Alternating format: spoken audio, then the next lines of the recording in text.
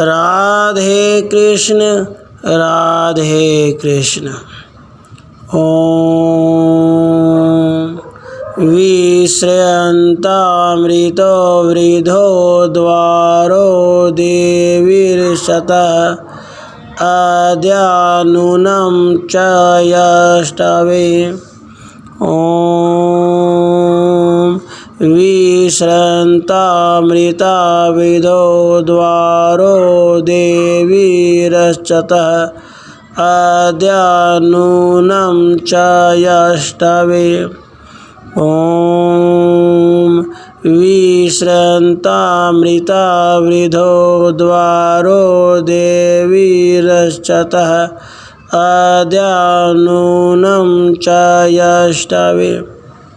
हे बुद्धिमान विद्वानों, आज यज्ञ करने के लिए घर आदि के अलग अलग सत्य, सुख और जल की वृद्धि करने वाले तथा प्रकाशित दरवाज़ों का निश्चय से सेवन करो, अर्थात अच्छी रचना से उनको बनाओ।